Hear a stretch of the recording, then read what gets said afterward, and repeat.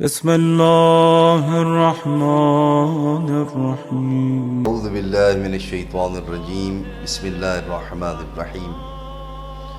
وہ مریض کہ جو بارہا مرتبہ علاج کرا چکے لیکن مرض جان نہیں چھوڑ رہی، مرض جانے کو تیار ہی نہیں ہے، تمام دروازے بند ہو گئے، مایوس ہو گیا، تو اس کے لیے ابھی ایک دروازہ اور بھی کھلا ہے، اور وہ دروازہ ہے سید الشہداء حضرت امام حسین علیہ السلام کا دروازہ۔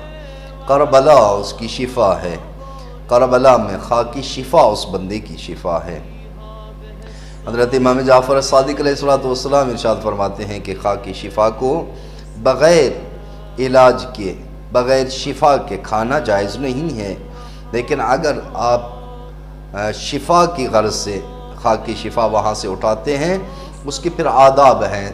باوضو ہونا چاہیے، انسان سورۃ القدر کی تلاوت کرے اور اس مٹی کو وہاں سے اٹھائے، ایک پاک کپڑے میں بند کر دے، اور پھر اس کے بعد جب چاہے اس کو استعمال کر سکتا ہے۔ حضرت امام جعفرصادق علیہ السلام اپنے ایک صحابی ابو حمزہ سمالی سے ارشاد فرمایا کہ جب بھی تم خاکی شفا کو شفا کے لیے استعمال کرنا چاہو، فرمایا اس پر سورۃ القدر، سورہ الحمد، 4 کل اور سورہ یاسین اور آیت الکرسی کی تلاوت کر کے اس کو استعمال کرو، اپنے منہ میں رکھو اور پانی پی لو، انشاءاللہ جس بیماری میں بھی جو مبتلا ہے اس کو شفا ملے گی۔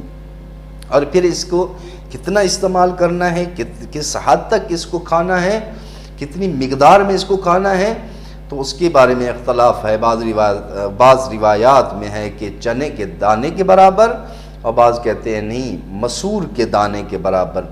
اب اس خاکی شفا کو لے، اپنے منہ میں رکھیں اور پانی کا ایک گھونٹ پی لیں، انشاءاللہ جو بندہ بھی جس بیماری میں مبتلا ہے اس کو شفا ملے گی۔